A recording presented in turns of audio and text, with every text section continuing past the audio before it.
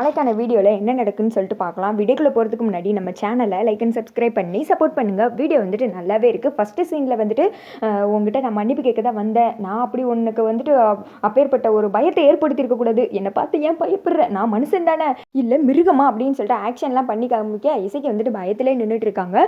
உன் காலில் வேணால் விழுந்து நான் மன்னிப்பு கேட்குறேன். நான் வந்துட்டு அந்த சீமனை தண்ணியை உன் மேலே ஊற்றிருக்கக்கூடாது, உன்னை கொளுத்த பார்த்துருக்கக்கூடாது. இன்னும் அந்த சீமனை தண்ணி என் வீட்டில் தான் இருக்குது, உன்னை உசுரோடு வச்சு கொளுத்த அப்படின்ற மாதிரி வில்லத்தனமாக பேசிக்கிட்டு அப்படி பண்ணியிருக்கக்கூடாது அப்படின்ற மாதிரி ஆக்ட் பண்ணுறாரு. ஆனால் இசைக்கு வந்துட்டு பயத்திலே தான் நின்றுட்டு இருக்காங்க. வண்டி சேவையை கீழே போட்டு காலில் விழுகிற மாதிரி குனிஞ்சு எடுக்கிற மாதிரிலாம் ஆக்ஷன் பண்ண அதை வந்துட்டு இசைக்கியோட அப்பாவும் பரணியும் பார்க்குறாங்க. வேமா இந்த பக்கம் சனியை வந்துட்டு அவங்க வர்றதை பார்த்ததுமே அப்படின்னு ஆக்ஷன் செய்ய இவர் வந்துட்டு பயங்கரமாக ஆக்ஷன் விட்டுக்கிட்டு இருக்காரு.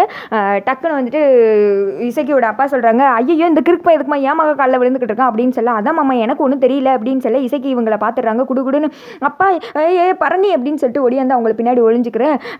அப்புறமேட்டு ஏன்ப்பா இங்கே வந்து எதுக்கு தேவையில்லாமல் இவங்களை பையன் காட்டிக்கிட்டு இருக்கீங்கன்னு பரணி கேட்குறாங்க. இல்லைத்தான் நான் மன்னிப்பு கேட்க தான் வந்தேன், என் பையன் கஷ்டப்படுறதை என்னால் பார்க்க முடியல அப்படின்னு சொல்லிட்டு இருக்கான். அந்த இடத்துக்கு சண்முகமும் வந்துடுறாங்க. இவெல்லாம் எதுக்கு இந்த இடத்துல வந்து நின்றுக்கிட்டு இருக்கான், இவனை ஒழுங்காக வந்துட்டு போஸ்ட் சொல்லிடுங்க அப்படின்னு சொல்ல, இல்லை அவன் மன்னிப்பு கேட்க தான் வந்திருக்காராம் அப்படின்னு சொல்லிட்டு பரணி சொல்கிறாங்க. அப்புறம் அழுது ஆக்ஷனோடு திரும்பி பார்க்குறாரு. என் பையனையும் உன் தங்கச்சியும் சேர்த்து வாழ விடு, இது உனக்கே நல்லா இருக்கா எத்தா பரணி, நீ ஏன் சொல்லக்கூடாதா, உன் மதனி கிட்ட சொல்லி புரிய வை. நான் என்ன தான் வந்துட்டு இவளுக்கு எதிராக எவ்வளவோ பண்ணியிருந்தாலும் என் பையனோட வாழ்க்கை தான் எனக்கு முக்கியம், அவன் வந்துட்டு சந்தோஷமாக இருக்கணும், இவளை விட்டு பிரிஞ்சதுலேருந்தே அவன் மனுஷன் மாதிரியே இல்லை, எப்படியோ திரியிறான், என்னதான் இருந்தாலும் அவன் நான் பெத்த பையன் தானே, அவன் கஷ்டப்படுறதை என்னால் பார்க்க முடியுமா அப்படின்னு சொல்லிட்டு இந்த திக்க சண்முகத்தை பார்த்துட்டு எப்படி என் நடிப்பு அப்படின்னு சொல்லிட்டு கண்ணாலே ஆக்ஷனை போட்டு அங்கே கிளம்புறாரு. நடிக்கிறியா இலை குள்ள பையலை உனக்கு இருக்குடா அப்படின்னு சொல்லிட்டு சண்முகம் நினச்சிக்கிறாங்க. அடுத்த சீனில் இசைக்கு வந்துட்டு தண்ணி டீன்னு எல்லாமே கொடுத்துட்டு இருக்காங்க. இங்கே பாரு சண்முகம் நல்லா யோசித்து பாரு, அப்பேற்பட்ட மனுஷன் வந்துட்டு என்னதான் கோட்டிக்கார பையன் தான் இருந்தாலும் நம்ம மக காலில் விழுந்து மன்னிப்பு கேட்டிருக்காள் அப்படின்னு சொல்ல இந்த திக்க வந்துட்டு பரணி சொல்கிறாங்க, ஆமாட்டி நீ எப்போயாவது யோசிடி அப்படின்றாங்க. அவர் கேட்டதை பார்த்தா மன்னிப்பு மாதிரியே தெரியல, எனக்கு ஏதோ மாதிரி இருக்குது அப்படின்றாங்க. இசைக்கு நீ நல்லா யோசித்து பாரு, அவர் உண்மையத்தான் மன்னிப்பு கேட்குறாரு அப்படின்னு சொல்லிட்டு பரணி சொல்கிறாங்க. இந்த திக்கம் வந்துட்டு அவங்க அப்பாவும் அதே தான் சொல்கிறாங்க. உடனே வேமா இசைக்கு எந்திரிச்சு, அண்ணே நீ யார் சொல்கிறதையும் கேட்காதனே, உன் மனசு என்ன சொல்லுதோ அதை மட்டும் நீ முடிவெடு, நான் எப்போவுமே உனக்கு சப்போர்ட்டாக தானே இருப்பேன் அப்படின்னு சொல்ல இசைக்கு வந்துட்டு சண்முகம் கட்டி பிடிச்சிக்கிறாங்க, ஆறுதல் சொல்கிறாங்க, ஒன்றும் ஆகாதுன்னு சொல்லிட்டு.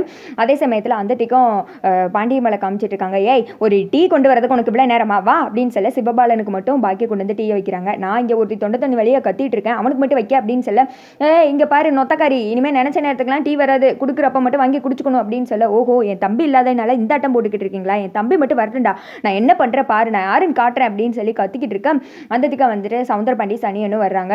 பாடுறா நீ இல்லாதனால என்னை எப்படியெல்லாம் திட்டுறாளுக்கு பாரு, மான கேடா கேட்குறாளுங்க அப்படின்னு சொல்ல, பேச்சு தானக்கா வாங்கிக்கோக்கா அப்படின்னு சவுந்தரபாண்டி சொன்னது. ஏ தம்பி என்ன தம்பி நீ எனக்கு சப்போர்ட் பண்ணாமல் இப்படி மாறிட்டேன் அப்படின்னு சொல்ல, ஆமாக்கா நான் நல்லவன் ஆகிட்டேன் அப்படின்னு சொல்ல, அதை கேட்டது சிவபாலன் சிரிக்க ஆரம்பிச்சிடுறாங்க. ஆத்தாடியாத்தா இது என்னையிலேருந்து அப்படின்னு சொல்ல, ஆமாம் ஆமாம் உண்மையாத்தா நான் சாமி கிட்ட சத்தியெல்லாம் பண்ணிட்டு தெரியுமா அப்படின்னு சொல்ல, எந்த சாமி மேலே சத்தியம் பண்ணியோ அந்த சாமி ரொம்ப பாவம் அப்படின்னு சொல்லி சிவபாலன் சொல்கிறாங்க. அதே சமயத்தில் முத்துப்பாண்டி இங்கே நடக்கிறதெல்லாம் வந்துட்டு பார்த்துட்டு இருக்காங்க அவங்க ரூம் வாசல்லே நின்று. அப்போ வந்துட்டு பாண்டியம்மா சொல்கிறாங்க, என்னடா சொல்கிற நீ சொல்கிறது எதுவுமே எனக்கு புரியலையே அப்படின்னு சொல்ல, ஆமாம்மா இப்போ கூட ஐயா எங்கே போயிட்டு வந்தார் தெரியுமா, அந்த இசைக்கு காலில் விழுந்து மன்னிப்பு கேட்டு வர்றாரு அப்படின்னு சொன்னதுமே அதை யாராலையும் நம்பவே முடியல. ஏன்டா தம்பி உனக்கு இந்த வேதனை சோதனை, ஏன்டா இப்படி பண்ணுற அப்படின்னு சொல்லிட்டு பாண்டியம்மா பாரி வைக்க இந்த திக்க வந்துட்டு பாக்கிய சொல்கிறாங்க, உண்மைதானா அதைத்தான் செஞ்சீங்களா, உங்களால் வந்துட்டு என்றைக்குமே உண்மையாக இருக்க முடியாது, நீங்கள் திருந்துட்டீங்கன்னு சொன்னாலே நம்பவே முடியாது, யாருக்குடா என்ன கெடுதல் செய்யலான்னு தான் பார்த்துட்டு இருப்பீங்க, உண்மைதானா அப்படின்னு கேட்க சிவபாலன் வந்துட்டு இல்லைம்மா கண்டிப்பாக உண்மையாக இருக்காது, பொய் தான், இவர் என்னதோ ஒன்று அங்கே வந்துட்டு மிரட்டிட்டு இங்கே வந்து பாவலா விட்டுக்கிட்டு இருக்காரு அப்படின்னு சொல்ல, ஃபோன் இருக்குல்ல உங்ககிட்ட ஃபோன் பண்ணி பேசிக்கோங்க, இனிமேல் என் பையனோட வாழ்க்கை தான் எனக்கு முக்கியம், அவன் என்னதான் திட்டினாலும் அவன் கஷ்டப்பட்டதை என்னால் பார்க்க முடியாது, நான் வந்துட்டு கொடூரக்காரனாக இருந்தது போதும், இனிமேல் நல்ல மனுஷனாக மாறணும்னு ஆசைப்படுறேன், ஏன் சிவபாலா நீ பேசி பேசி என்னை மறுபடியும் கெட்டவனாக்கிறத, வாங்கக்கா போகலாம் அப்படின்னு சொல்லிட்டு பாண்டியம்மாய் சனியை எல்லாரையும் கூப்பிட்டு வந்துட்டு போயிடுறாங்க. வந்துட்டு சிவபாலனுக்கும் அவங்க அம்மாவுக்கு என்ன செய்கிறேனே தெரியவே இல்லை.